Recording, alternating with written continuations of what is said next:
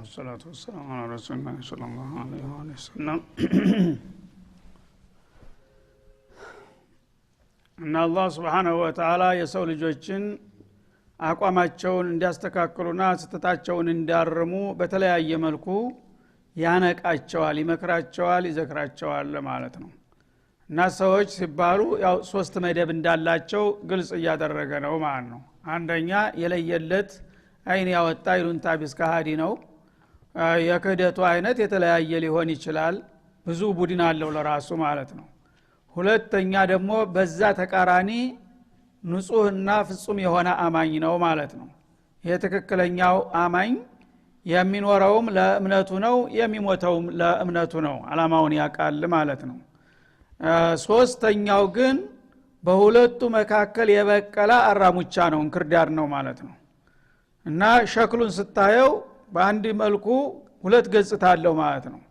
ሙስሊሞቹ ጋራ ሲመጣ ሙስሊሞችን የሚመስል ገጽታ ያሳያል፣ ከሃዲዎቹ ጋራ ሲሆን ደግሞ ከሃዲዎቹን የሚመስል ገጽታ ያሳያል ማለት ነው።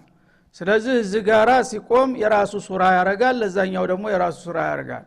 ይሄ የአኺራው ጉዳይ ቀርቶ በዚህ በምድር ላይ ለሰው ልጆች ማህበራዊ ህይወት ጸር ነው ራሱ። ለካፊሮቹም ራሱ ጥላት ነው ቢያውቁ ኑሮ። ካፊር እኮ ያው አምኛለሁ እሱ የያዘው አቋም ሐቅ ነው ስላለ ነው፣ ከልቡ ያምንበታል። ሐቅ ነው ስላለ አንድ ሰው ሐቅ ነው ብሎ ያመነበትን ነገር ይዞ ቢቆም እስታልገባው ድረስ ማዕዙር ነው ማለት ነው። ምን ይፈረድበታል? የኔ እምነቴ ይሄ ነው የሚልህ እኮ።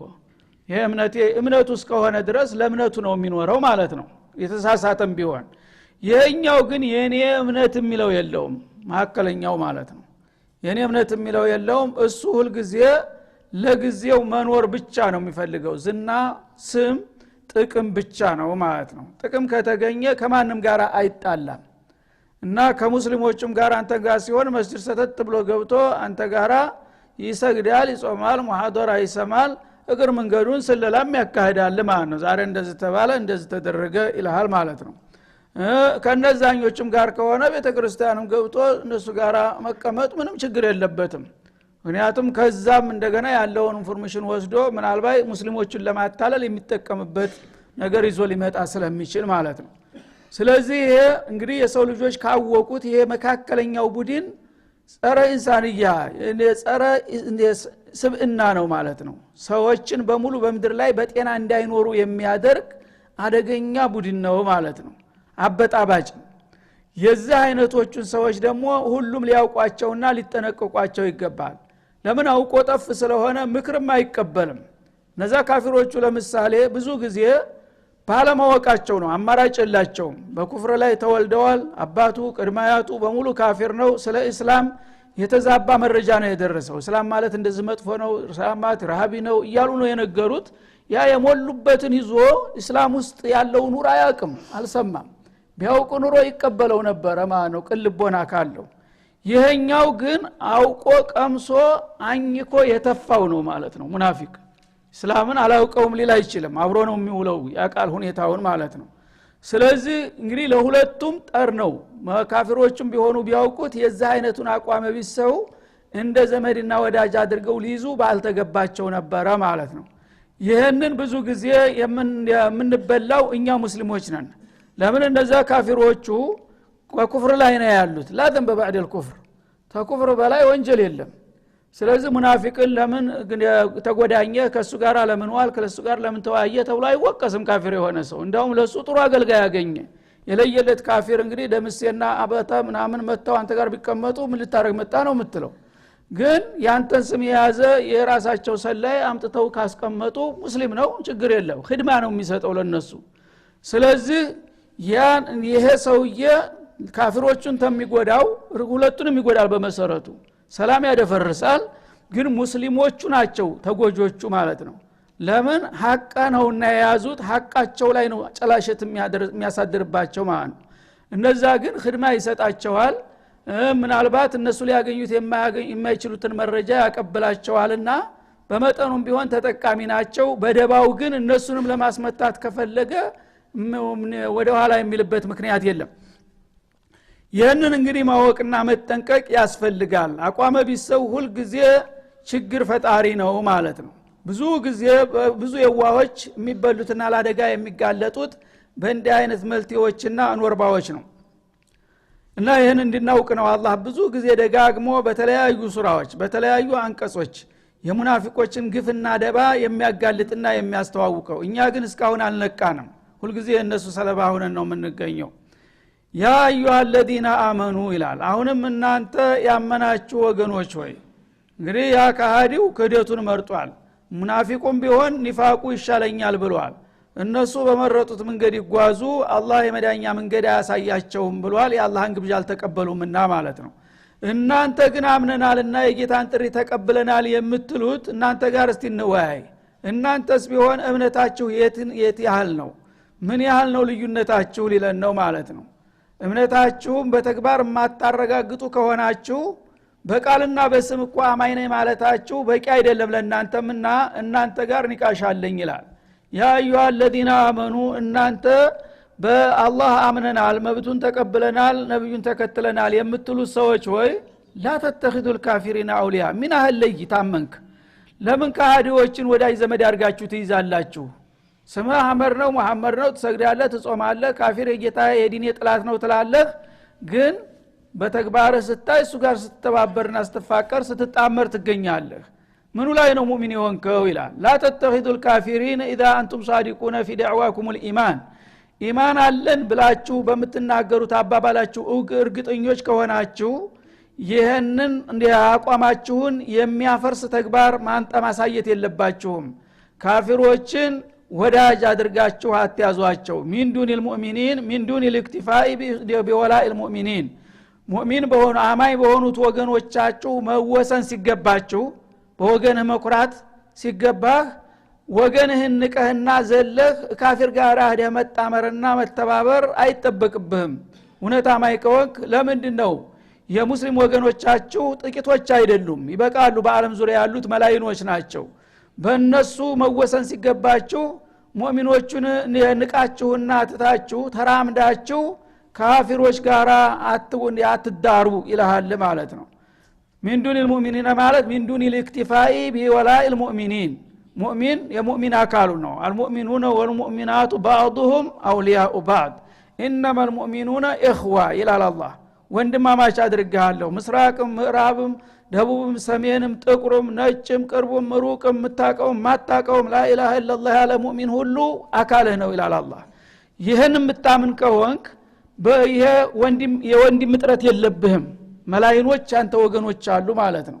እነሱ ጋር መተባበርና መፋቀር ሲገባህ እነሱን ገሸሽ አርገህ ትተህ ከካፊር ጋር ሄደህ ለምንድነው የምትጣመረው ይልሃል ማለት ነው።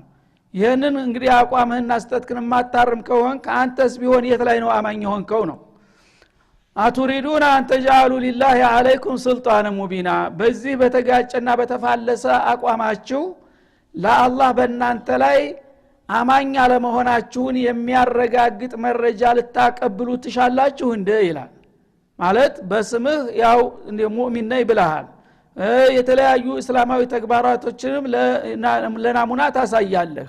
ከዛ ግን ወላእህ ዝምድናህና ፍቅርህ ቁርኝትህ ከካፊር ጋር ሲሆን እኔ እኮ ሙስሊም ነኝ ያልኩት ሙእሚን ነኝ ያልኩት ለኢስሙላ ያህል ነው። አለበለዛ ትክክለኛውና ውስጣዊ አቋሜ ከነጋሬ ጋር ነው እነ ጆርጅ ጋር ነው ማለትህ እኮ ነው። ይህንን ታልክ ታዲያ ራስህ መረጃ እያቀበልከኝ እኮ ነው ሙእሚን አለመሆንክን ይላል አላህ Subhanahu Wa Ta'ala። አንተ ጃሉ ሊላሂ ሱልጣነ ሙቢናት ሁጀተን በይነተን እናንተ በቃላችሁ ሙስሊም ነን እያላችሁ ከካፊሮች ጋር በመጣመርና በመተባበር በመፋቀራችሁ ሙእሚን አለመሆናችሁን የሚያረጋግጥ መረጃ ለአላህ እያቀበላችሁ ነው በገዛጃችሁ ይላል ማለት ነው። ግልጽ አይደለም ይሄ? ሱብሃንአላህ። እንግዲህ ላኢላሃ ኢላላህ ትላለህ ትሰግዳለህ ትጾማለህ ወዳው ግን ተመስጂድ ወጥተህ ትደውላለህ ጆርጅጋ ማለት ነው። ዛሬ እኮ እንደዚህ ነው እናንተ እንዲህ ማለታችሁ ደስ አሰኝቶናል ደግፈነዋል ምናምን ትላለህ ማለት ነው። ሙእሚኑ ወንድምህ ግን ይጨፍጨፍ ይታረድ ተብሎ ይወሰናል። የታባቱ ደግ አርጎታል ያክራሪ ትላለህ ማለት ነው። የመን ላይ ነው አንተ ሙእሚን የሆንከው ይልሃል አላህ Subhanahu Wa Ta'ala። ሚን ዱኒል ሙእሚኒን እንደታም ወሙእሚኖቹ መወሰንና በእነሱ ጋር መተባበር ትተህ እንደገና እነዛ ለየላቸው ከሃዲዎች ጋራ ያለህን ፍቅርና አክብሮት ትብብር የምትገልጥ ተሆነ ይሄ እኮ አንተ ራስህ በገዛጅህ እኔ እኮ ሙእሚን አይደለሁም የካፊሮች ወገን ነኝ ብለህ መረጃ እየሰጠህ ነው ያለው ይላል አላህ Subhanahu Wa Ta'ala። ና ተዚህ በላይ ማስረጃ የለምና ራስ በራስ እየመሰከርክ እኔ እንዴት አድርጌ ሙእሚን ነኝ ብዬ ልቀበልህ በማለት ግልጽ ያደርግልሃል ማለት ነው። ስለዚህ ሙእሚን አለመሆኑን ማንም ሰው በተግባር እየመሰከረ ነው ማለት ነው። ተቃልና ከተግባር ማን ነው ወሳኙ? አንድ ሰው እንግዲህ በቃሉ ሙስሊም ነኝ ያለ መግለጫ ይሰጣል። በተግባሩ ግን ያለው ስሜቱና እንቅስቃሴው ድጋፉ ትብብሩ ከካፊር ጋር ሆኖ ካየኸው ተግባሩ ነው የሚወስነው ማለት ነው። ምክንያቱም ሰው ዋጋ የሚከፍልበት ጉልበቱን ገንዘቡን ጊዜውን የሚያባክነው ለሚያምንበት ነገር ነው ማለት ነው። ለማያምንበት ነገር ግን ቃል ብቻ ይበቃዋል። በቃል ብቻ ተተሸነገለ ምንም ችግር የለም ማለት ነው። መስዋዕት የምትከፍልበት ነገር ግን ያመንክበት መሆኑን ያመለክታል አቋም መሆኑን። ስለዚህ አተጃሉነ ሊላህ ሱብሃነ ቱሪዱና አንተ ጃሉ ሊላህ አለይኩም ሱልጣን ሙቢና ወይን አቅሉኩም ማለት ነው። እናንተ አሁን ዑቀላ ትባላላችሁ እናንተ ራሳችሁ በራሳችሁ ማንም ሳይጠይቃችሁ እኔ እኮ ለይስሙላ ነው እንጂ አህመድ መሐመድ የተባልኩት አብደላ አብዱራህማን የሆንኩት አለበለዛ አቋሜና አካሃዴ ድጋፌና ስሜቴ ከነገሌ ጋር ነው ወቁኝ እያልክ ማስረጃ እየሰጠህ ነው። ይሄን ማስረጃ መስጠት ያስደስተሃል? ስተት አይደለም? እስቲ አንተ ህሊና ራሱ ይፍረድ ይላል አላህ Subhanahu Wa Ta'ala። ኢነል ሙናፊቂነ ፊ الدرك الاسفل من النار። ስለዚህ እንዲህ አይነት እንግዲህ ደባ የተሞላባቸው መልቲዎች በመሆናቸው እነዛ አስመሳይና አታላይ የሆኑት ሶስተኛ ቡድኖች በኔ ዘንድ አልቆላቸዋል። እናንተ ጋር ነው ገሌ ሙስሊም ነው አይደለም እያላችሁ የምትጠራጠሩትና የምታወላውሉት። እኔ ጋር ግን እንኳን ሙስሊም ናቸው ተብሎ ሊጠረጠር ራሳቸው ባቀረቡት መረጃ መሰረት ተካፊር የባለጡ ጸረ እስላም መሆናቸውን ስለማቅ ቅጣታቸውም ልዩ ቦታ ነው የተመደበላቸው። የለየለት ካፊር የማይደርስበት አዘቅጥ ውስጥ ነው የመደብኳቸው። ደርከል አስፈል የሚባል ማለት ነው የጀሃነም የመጨረሻ ደረጃ የሚባለው አሰቃቂው ክፍል ማለት ነው። እና ደርክ ማለት ወደ ታች የሚቆጠር ደረጃ ማለት ነው። ጀነት ደረጃት ነው። ጀነት የሚጀምረው እድገቱ ተታች ወደ ላይ ነው። ዝቅተኛ ደረጃ የተባለው አንደኛ ደረጃ እንደ ምድር ቤት፣ ከዛ ሁለተኛ ሶስተኛ እያለ እያደገ ነው የሚሄደው። የጀሃነም ደግሞ አዘቅት ነው፣ ወደ ታች ነው። ቀላል ተቀጮች ከላይ ነው የሚሆኑት። ተላይ የሚቀጣው እየተጠበሰ እጁ መግሉ ምኑ እየጎረፈ እየተስረገረገ ወደ ታች ነው የሚጎርፈው። ወደዛ እየወረደ በሄደ ቁጥር ቅጣቱና ሰቆቃው እየከፋ ነው የሚሄደው ማለት ነው። ስለዚህ የሙናፊቆች መደብ የት ነው? የመጨረሻው አዘቅት ነው ማለት ነው። ሱብሃንአላህ። ተለየለት ካፊር ቀንደኛ ከተባለው ከፊራውንም በታች ማለት ነው።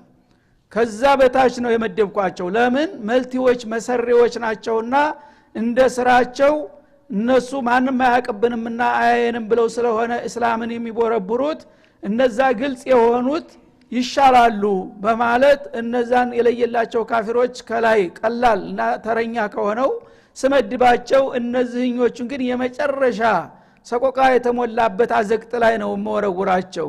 ወለን ተጅደ ለሁም ነሲራ። በዛ በከፋ ቅጣት አዘቅጥ ውስጥ ስጥላቸው እነሱን ከዛ መከራ የሚያወጣቸውና የሚረዳቸው ማንም ኃይል አታገኝላቸው። እኔ ያዋረድኩትን ማንም አይደግፈውና ወመን ይሂንላሁ ፈማ ለሁ ሚን ሙክሪም እንዳለው ማለት ነው። ስለዚህ ይሄን ያልነው እንግዲህ አላህ ሙናፊቆችን የሚያቅና የሚጠላቸው። እኛ ግን እነዚህን አይነት ሰዎች ሁል ጊዜ እንደ ወገን አድርገን እናያቸዋለን። እንደገና ደግሞ በእነሱ እንበላለን ሁል ጊዜ ማለት ነው። ፈዛዛ አትሁኑ፣ እነዚህን አራሙቻዎች ወቋቸው፣ ንቁባቸው ለማለት ነው። ይሄን ሁሉ ምስጥር የሚነግረን ማለት ነው። ስለዚህ እንግዲህ ሙእሚኖች ታመኑበት በእማናቸው እስከ መጨረሻ ድረስ የሚጠበቅባቸውን ኃላፊነት መወጣት፣ እስላምን ከግልጽም ሆነ ከስጉሩ ጥላት መጠበቅ ኃላፊነት እንዳለባቸው ነው የሚያሳየን ማለት ነው። እስላም በስም ብቻ ከሆነ አንዱ ይወጋል ሌላው ያስወጋል። ይሄ ከሆነ ምኑ ላይ ነው ሙስሊም ይሆንከው? ለእስላም አሁን ጠበቃ የለውም። አንዱ እንደኔና እንዳንተ ፈዛዛ ደንጋዛ ይሆናል። የፈለገው ቢሆን ምንም ላይ ይሐርኩ ሳኪነን የሚሰጠው ምላሽ የለም ማለት ነው። እጁን አጣምሮ አላህ ይብቃይ ከማለት በስተቀር። ሌላው ደግሞ የበለጠ ለማስመጣት ከጥላቶቹ ጋራ ደግሞ ሸብረብ ይላል ማለት ነው። ሁሉም የእስላም ጥላት ነው ባይሆን ድርሻው ይለያያል እንጂ ማለት ነው። ስለዚህ ከሆነ ዙሮ በመጨረሻ ተምን ቆንጆ ምንም አይመረጥ እንደሚባለው ይሆናል ማለት ነው። እነል ሙናፊቂነ ፊ الدرك الاسفل من النار እነዚህ አስመሳዮችና አታላዮች ታዲያ ያላቸውን ሴራና ደባ ስለማቅ እንደ ተራ ካፊር ብቻ ሳይሆን ከሌሎቹ ተቀጮች ሁሉ በታች በከፋው አዘቅት ውስጥ መድቢያቸዋለሁ። በዛ የመጨረሻ ሲኦል ውስጥ ሲጨምራቸው ደግሞ ከዛ የሚያድናቸውና የሚያወጣቸው ምንም ኃይል አይኖራቸውም። ይሄንን ይወቁና እህን ጊዜ እድሉ ከመቃጠሉ በፊት ተውባ ያረጉ ከሆነ ራሳቸውን ያድኑ፣ ካልሆነ ግን ይህ ነው ውሳኔው ኢላላ አላህ Subhanahu Wa Ta'ala። እነ الذين تابوا አላህ Subhanahu Wa Ta'ala አርሐሙር ረሂሚን ከመሆኑ የተነሳ የዚህን ያህል የሚጠላቸውና የዛተባቸውን ሰዎች ግን አሁንም በር አልዘጋባቸውም። ተውባ የሚያደርጉ ከሆነ የሚፈልጉ ከሆነ ይጋብዛቸዋል እንደገና ማለት ነው። እና እዚህ ደረጃ ደርሰው ለደርከል አስፈል ተመድበው እንኳን እያሉ አሁን ለካ ነገሩ እንደዚህ ነው ወይ ብለው ተንቅልፋቸው ባን ነው ጌታ ይቅር በለን ከዛሬ በኋላ እንደዚህ ነገር አይለመደንም ብለው የሚመለሱና የሚጸጸቱ ካሉ ይላል ወአስለሑ ማአፍሰዱ እስከዛሬ ያጠፉትን ነገር ሁሉ ለማስተካከል የሞከሩ ሽሩጥ ተውባ ይሄ ነውና ማለት ነው። አንድ ሰው ተውባ ሲያረግ አንደኛ ባለፈው ጥፋቱ ከልብ መጸጸት አለበት። በጣም እርርብግን ብሎ ምን ነው እንደዚህ ባላደርግ ኑሮ ያቅሌ የት ነበረ ምን እንዴት ዘመድ መካሪ ያጣሁኝ ብሎ ራሱን መውቀስና መኮነን አለበት ባለፈው ማለት ነው። ብዙዎቹ ግን ተውባ አደረግን ሲሉ እስከዛሬ የፈለግነው ሁሉ አድርገናል፣ ተደስተናል፣ ረግጠናል፣ ታውን በኋላ ደግሞ እንግዲህ በስተርጅና ያው መለስ ነው ይልሃል ማለት ነው። ባለፈው አልተጸጸተም እንኳን ያደረኩት እያለ ነው ማለት ነው። ይሄ ከሆነ ተውባ ትክክለኛ አይሆንም ማለት ነው። ስለዚህ ባለፈው ከልብ መጸጸት አለበት። የመጸጸቱ ማረጋገጫ ደግሞ ወአስለሑ ይላል። አስለሑ ማአፍሰዱ እስከዛሬ እድሜ ልኩን ሁሉ በማጥፋት ላይ ነበረ፣ ሰዎችን በማበጣበጥ ላይ ነበረ፣ እስላምን በመበደል ላይ ነበረ ያለው፣ ሙስሊሞችን በማስቀጥቀጥ ላይ ነበረ ያለው ማለት ነው። ስለዚህ በተረፈች እድሜው ምን ያደርጋል? የዛ ተቃራኒ አቋም ይይዛል ማለት ነው። ለሙስሊሞች ጠበቃ ይሆናል በሚችለው አቅም ሁሉ። በገንዘብ የሚያስፈልገው ከሆነ ገንዘብ ያለው ከሆነ አላህ ይቀበለኝ ብሎ እንደገና ገንዘቡን መስዋዕት ይከፍላል ማለት ነው። በጉልበት ካለው ስልጣን ካለው ባለው አቅም ሁሉ ያንን ጥቁር ሰሌዳውን እንደገና ሰርዞ አዲስ መስመር ለመጻፍ ይሞክራል ማለት ነው። ይሄ ከሆነ እንደሚቀበለው ወአተሰሙ ቢላህ ወተመሰኩ ቢዲኒላህ ያአላህን ዲን ነክሰው ይዛሉ ተተመለሱ በኋላ እስከዛሬ ተታልል ያለው ተሳስቻለሁኝ ካሁን በኋላ እስተ ለተፍጻሜ ድረስ በምንም አይነት ከአላህ ፍቃድ አልወጣም የሚል ጠንካራ አቋም ይዙ ዲኑን በቀንጣጤው ይነክሳል። የመጣው ቢመጣ አልተውም በሚል ስሜት ማለት ነው። ወአኽለሱ ዲነሁም ሊላህ ዒባደተሁም ሊላህ እስከዛሬ ዒባዳቸው ለይስሙላህ ለይውልኝ ነበረ ሙደብደቢነ በይነ ዛሊከ ወላ የቱነ ሶላተ ኢላሁም ኩሳላ የነበረው የምር ሶላት መስገድ ይጀምራል ማለት ነው። እያለቀሰ እያዘነ እድሜ ልኬን 50-60 ዓመት እየስጫወት ነው አሁን ግን ከልቤ ጌታ ይቅር በለኝ እያለ ተልቡ የሚሰግድ ይሆናል። ለማንም ለይስሙላ ለይውልኝ ሳይሆን ማለት ነው። የሚጾም ይሆናል፣ የሚሐጅጅ ይሆናል፣ መስዋዕት የሚከፍል ይሆናል። ይህንን ካደረጉ ለአላህ ብለው የሚያደርጉት ሁሉ ነገር ለኢኽላስ ለይስሙላ ለዝና ለስም የሚባለው ነገር ቀርቶ ሙሉ በሙሉ የአላህን ሪዷ ለማግኘት ከሆነ ፈኡላኢከ መዐል ሙእሚኒን አለ። የዛ አይነት እንግዲህ ጥርትና ግልጥ ያለ ተውባ ያደረጉ ተመላሾች እነዚህ ከአማኞች ጋር ናቸው ይላል። ልብ በል ፈኡላኢከ ምንድን ነበር የሚጠበቀው? ፈኡላኢከ ሁሙል ሙእሚኑን ነበር የሚጠበቀው አይደለም። ግን ቂሙ አልፈታም አሁንም ማለት ነው። ያን ሁሉ ግፍ ፈጽሞ አሁን በመጨረሻ ከመሸ በኋላ አስተካክሎ እንኳን ቢመለስ ይላል ምን ይደረጋል? መቼም ተመለስኩኝ ካለ ከሙእሚኖች ጋር ጥገኛ አድርጌዋለሁ፣ ጭሰኛነቱን ሰጥቻለሁ ይላል። ሁለተኛ ደረጃ ማለት ነው መዐል ሙእሚኒን እንጂ ሙእሚኖች ናቸው ብሎ የኢማን ምስክርነት ቃል ሊሰጣቸው አልፈለገም ማለት ነው። بعد التوبه አርሐሙር ረሂም ከመሆኑ የተነሳ በመሰረቱ ተቀብሏቸዋል። ግን እነሱን ማወደስ አልፈልግም፣ የወዳጆቼ ወገን ናቸው ላቸዋለሁኝ እንጂ እነሱ የኔ ወዳጆች ናቸው ብዬ አልደፍርም ይላል አላህ Subhanahu Wa Ta'ala።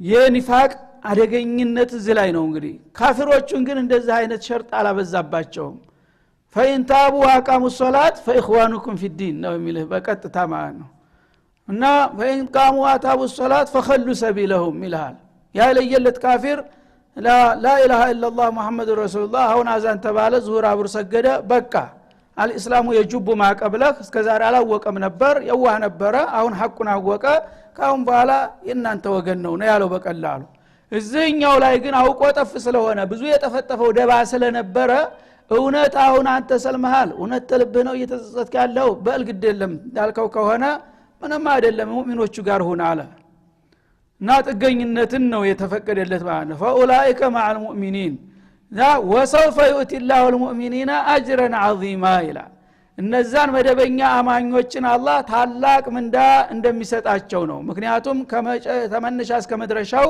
የራሱ ደንበኞች ራሱ ወዳጆች ስለሆኑ እነዛ ሙእሚኖች ታላቅ ምንዳ ከአላህ ዘንድ ተዘጋጅቶላቸዋል ይላል ለመደበኞቹ ሙእሚኖች ለነዚህኞቹሳ አላለም ግን ከነሱ ጋር ነው ስላለ ከዛው ድርሻ ይኖራቸዋል ማለትን በውስጥ ታዋቂነት ብቻ አስቀመጠው ማለት ነው እና ወሰውፈ ዩቲላሁ التائبين من المنافقين አይደለም ሙናፊቅ ሆኖ ተውባ ካደረገ አጅረን አዚማ ይኖራል ሊባል ነበር የሚጠበቀው ላ ተሙእሚኖች ጋር ተቀላቀልን ብለዋል እንዲያሉት ከሆነ ለሙእሚኖች ትልቅ ምንዳ ደግሻለሁኝ ለነሱም እንግዲህ ድርሻ እንደሚኖራቸው ተስፋ ይደረጋል ብሎ በእንጥልጥል ተወው ማለት ነው እንግዲህ ባዕድ ተውበት ነሱህ ይሄን እንግዲህ ውጤት ራሱ ምንድነው የሚያሳየው የኒፋቅ አደገኝነት ሐታ ተመለስኩና አቋሜን አስተካከልኩ ካለ በኋላ አላህ በቋፍ እንደሚያየው በጥርጣሬ አይን እንደሚያየው ዓሊም الغይብ ወሻሃዳ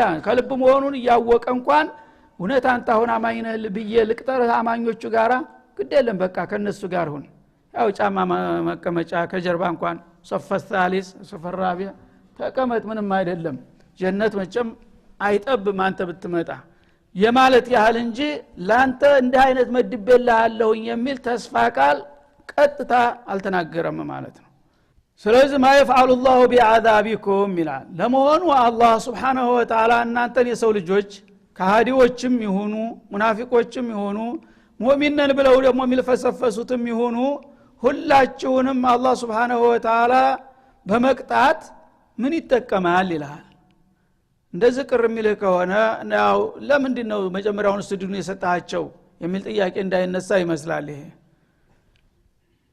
ما يفعل الله بعذابكم እናንተን የሰው ልጆችን በመቅጣት አላህ ምን ያደርጋል ከናንተ ቅጣትን የምንም ማተርፈው ነገር አለ እኔ እናንተን ለመበቀል ወይም ንዴቴን ለመወጣት ነው እንደምቀጣችሁ አይደለም ጌትነቴን እንድታውቁ ነው ማንነቴን እንድታከብሩ ነው ይሄን ነገር ደግሞ ተተቀበላችሁና ወደ መስመሩ ተመለስን እስካላችሁ ድረስ የትናንት አጥፊዎችን ብትሆኑ እኔ እናንተን በመቅጣት የምትጠቀመው ነገር ስለሌለ ወይም ደግሞ የምትማሩትም በመማራችሁ የሚጎልብኝ ነገር ስለሌለ ما يفعل الله بعذابكم እናንተን በመቅጣት አላህ ምን ያደርጋል ምን ተጠቃሚነት አለው ስለዚህ ተባርክ ያለሁኝ እስካለ ድረስ የተወሰነ እንግዲህ ነገር እርምጃ እስከወሰደ ድረስ ልቅጣው ከማለት መማርን መርጫለሁኝ ለምን ተመቅጣታችሁ የምትጠቀመው ነገር የለምና ይላል ወትሮውንም እናንተ እንቢ ብላችሁ ነው ወደ ጀሃነም ሄዳችሁት እንጂ እናንተ እንድትቀጡ አልፈልግም ነበር አሁንም ስተቴን አውቄያለሁ ተመልሻለሁ ታልክ ግን ግድ ይቀጣሃለሁኝ ብዬ ካንተ ጋራ አተካራ መፍጠር ምን ይጠቅመኛል ለምን እቀጣሃለሁኝ ከዛ አቋያ ነው የተውኩት ማለቱ ነው ኢን ሸከርቱም ኒዕመተ الله عليكم አላህ ይዋለላችሁን ውለታ ታመሰግናችሁ ወአመንቱም ወኢን ተአخرቱም እና ሰንብታችሁም ቢሆን ወደ መጨረሻ አምነናል ብላችሁ አቋማችሁን አስተካክላችሁ ከመጣችሁ ከዚህ በኋላ ከናንተ አላህ ምን ይፈልጋል ወትሮውንም እኮ በመካዳችሁ እንዲሁም ደግሞ በጌታን ጸጋውን ኒዕማውን ባለማመስገናችሁ ነው የተጣላ ነው አሁን ግን የዋልክልን ውለታ ተገንዝበናል ብዙ ውለታ ውለህልናል ለከል ሐምዱ ወሽክሩ ያ ረብ አላችሁ እንደገና ክደን ነበረ አምነንብሃል አላችሁ ሽርክ ነበረብን ሽርክ እንደማያዋጣ አውቀናል ትተነዋል አንተ ብቻ ነን አምላካችን ካላችሁ ይሄ ነው ያጣላነጥ መጀመሪያ ይሄን ነገር ስተታችሁን ካረማችሁ እናንተን ግድ በመጀመሪያው ጥቁር ነጥባችሁ መቅጣት አለብኝ የምልበት ምክንያት የለም ተመቅጣታችሁ ማተርፍ ነገር የለምና ይላል ወካነ አላህ ሻኪረን አሊማ አላህ Subhanahu Wa Ta'ala ተጥፋት በኋላ የተመለሱትንም ሰዎች ቢሆን በመመለሳቸው አመስጋኝ ነው ለምን የባሰባቸው የማይመለሱ አሉና ማለት ነው ከነዛ አንፃር አንተ ጥፋትህን አውቀህ ከተመለስክ ምንም ማድረግ ትሻላለህ ብሎ ያመሰግነዋል ማለት ነው አሊመን ቢጀዛኢሂ ምንዳውም ደግሞ ምን እንደሚሆን ያውቃል እና አንድ ሰው በመሰረቱ ሊሳሳት ይችላል ግን ስተቱን ቆይቶም ቢሆን ከተገነዘበና ስተቱን ለማረም ተሞከረ ይሄ ሰውዬ ሊጨከንበት አይገባም ተመልሷልና መቀበል አለብኝ የምለውን እመርጣለሁኝና ስለዚህ ነው አላህ Subhanahu Wa Ta'ala ያን ሁሉ ግፍ ተፈጸማችሁ በኋላ እንደገና ወደ ተውባ የሚጋብዛችሁ ይላል ማለት ነው ስለዚህ ታይቦችን አላህ ይወዳቸዋል ሱብሃንአላህ ያን ሁሉ ግፍ ሰርተው ተውባ በማረጋቸው ሷዲቅ በመሆናቸው ብቻ እንደ ጥፋታቸው ሊማሩ አይገባም ነበር ሰዎች ብዙ ጊዜ ቂመኞች ስለሆኑ ደካሞች ስለሆኑ ብዙ ጊዜ ቁምስቅል ሲያሳይ የኖረውን ሰው እጅ ላይ ተወደቀልህ ቢቅለበለብ ጋሸቢል እግርህን ቢስም አትምረውም ለምን አታምነውምና አዘናቅቶ ነገ ደግሞ መጥቶ ይመታኛል ብለህ ስለምትፈራ ማለት ነው አላህ ግን ምስጥሩን ያውቃል ተውባ አድርጎ ከልቡ ከተመለሰ የዛ አይነት ቂም አይዝበትም ያው ተገቢውን ዋጋ ይሰጠዋል እንደገና ደግሞ የተውባ ድርሻውንም አይነፍገውም በመሆኑም ወካነ አላሁ ሻኪረን አሊማ ለእንዲህ አይነቶቹ ተመላሾችና ተጸጻቾች አላህ በመጠኑ ቢሆን ያመሰግናቸዋል የሚገባቸውንም ወረታ ስለሚያቅ የሙእሚኖቹ አካል ናችሁ ብሎ ፈቀደላቸውና ተቀበላቸው ማለት ነው ግን እንደ ሙእሚኖቹ ሙሉ በሙሉ ይሆናሉ እነሱ የሚያገኙትን ሁሉ ያገኛሉ ማለት የማይታሰብ ጉዳይ ነው ማለት ነው